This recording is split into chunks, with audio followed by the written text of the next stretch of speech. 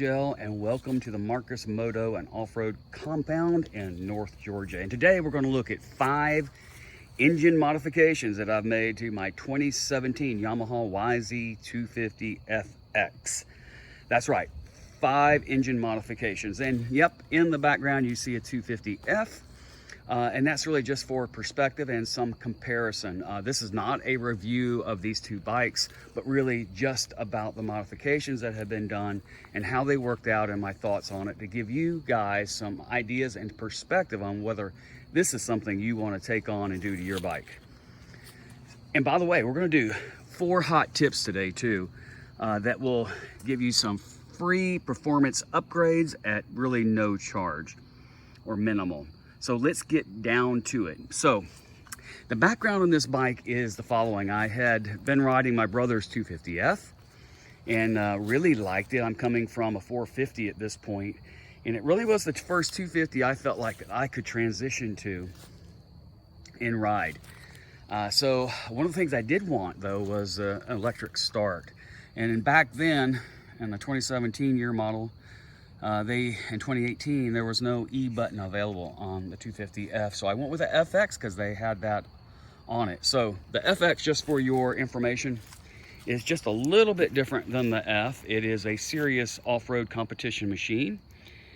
Some of the differences are an 18-inch rear wheel, 6-speed wide ratio transmission.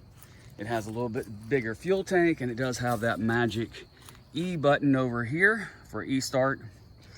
And then it does have some ECU changes apparently as well for making things a little bit easier to manage off-road. So let's get down to it. I bought the bike. I took it out to the moto track first thing. And immediately I was like fanning the clutch lever. I was like, what's up with this? You know, it's like the bike wasn't pulling. It didn't have the same power as my brother's 250F. So I was kind of, man, you ever get that feeling? You kind of panic and then I screwed up. I shouldn't have bought this thing, you know? So I took it home and I started looking it over and started contemplating the things that I could do to improve performance. So first off, I thought maybe the exhaust is corked up on this bike. So I went with a full exhaust system from Rocket. It's about $800. It's a stainless steel system. It is tapered. It fit really nice, no leaks. I went with the carbon fiber tip. They do have a full carbon fiber silencer, by the way. And real quick, you can see the opening is a bit bigger than the stock 250F over here. The only negative on this is doesn't have a heat shield from the factory or from Rocket, so I added this one. It's not pretty, but it does the job. Keeps me from burning my boots or pant legs or whatever. And yeah, my bike is a little bit dirty. So there's our first tip. Try to refrain from pressure washing because your bearings and your seals are going to just last a lot longer, okay?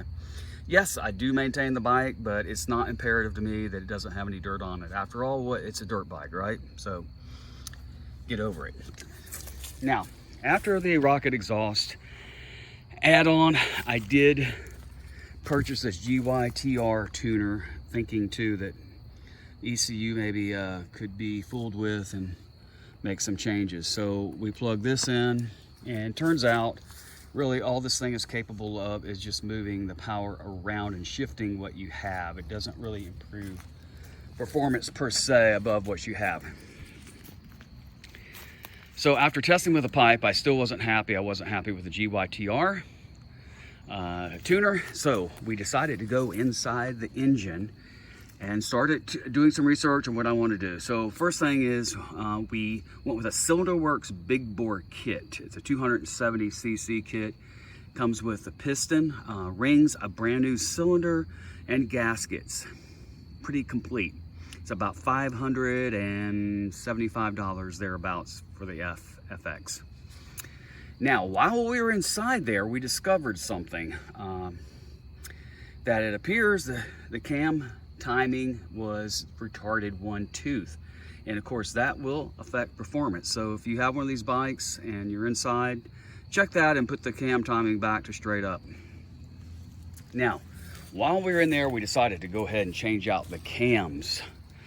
And we went with the Stage 2 cams by Hot Cams. And yeah, you have to buy the intake and exhaust. They're about, for the pair, $490. And the Stage 2 is specifically adding more mid-range and top end, because based on the research that I did, the Cylinderworks already adds a bunch of bottom end, and you end up with a bottom end only motorcycle if you do the Stage 1 cams. Next up on the list of modifications. Well, with improved exhaust and bigger cylinder, I felt like we needed to do something with the air intake.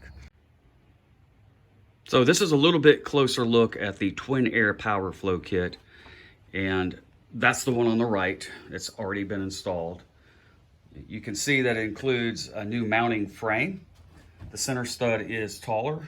It also gets rid of the backfire screen, which in itself is probably good for horsepower, they say. Now, the other thing that this kit does over the stock, and this is the stock one that's still in the 250F, is that the filter and the filter cage, by the way, it does come with this new aluminum billet filter cage. And if you look closely, you can see it is actually taller than the plastic one, as well as being more rigid. And here we're going to look at the stock air filter on the left versus the Power Flow on the right. And you can see it is taller as well. So it definitely provides more airflow, as well as preventing the collapse onto the existing mount as well with this more rigid frame. The cost on this thing is, on the 250F on this year model 2017, it's pretty expensive. I think it was about $235, $250. Some models are less expensive depending on what they come with or what you need. Another hot tip is that if you see, this is a downdraft fuel injection intake system. And one of the negatives is that if you drop any dirt, especially without the screen, it's going to fall right down into the intake track. So one of the things I do is I use my shop vac when I'm done cleaning around the base here, is I just vacuum up any dirt that could have fallen down in here just as a precaution. So that is the Twin Air Power Flow Kit. Next up, and last really on the list, is after completing all those mods, we really need to do something with the ignition. So I went with Tokyo Mods. You have to send out the ECU, the box, to them, and for $99, they will retune it, reflash it to your specifications and based on what you've done to the bike. And in my opinion, probably one of the best bangs for the buck. And by the way, the Twin Air Power Flow Kit, it's about $230, so it's not cheap. So we've done these modifications and I take it out, right? First day, I found the spark plug within about 2 minutes. So another hot tip for you guys on these bikes. They are really hard on spark plugs. I've noticed that on both the F and the FX, especially compared to the Hondas that I had been riding. You really need to replace the plugs on these things about every 3 to 4 months. So what do I really think about this YZ250FX now? I've had several big bores in the past. I've done Yamaha 125s to a 154 or 167. I've done, even back in the day, a CR 250 type motor, 2-stroke to a 300. Just before this one, I had a KTM 250 that we, of course, big bore to a 300. Of all those bikes, this one is probably my favorite. It is the most versatile of all those. It's capable of doing motocross, it's capable of doing off-road, trails, really kind of whatever you want to do with it. And it really transformed this bike into a bike I was probably going to sell if I hadn't done these mods. I wasn't happy with it. Into, at this point, probably my favorite bike I've ever owned, simply because I can do so much on it. I have so much confidence in it. I feel like I ride it, it doesn't ride me, but it still has plenty of power to keep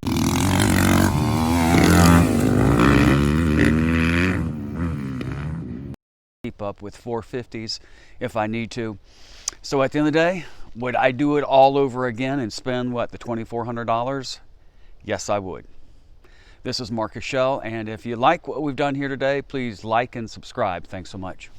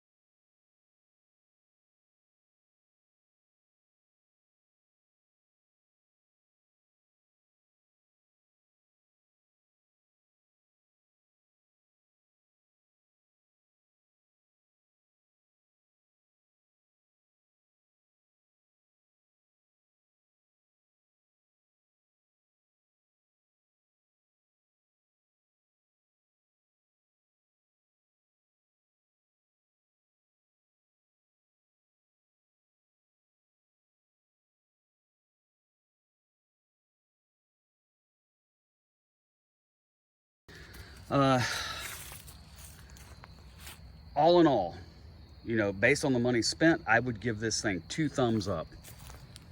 Let me know what you think. This is Marcus, and hey, if you like the content, please like and subscribe.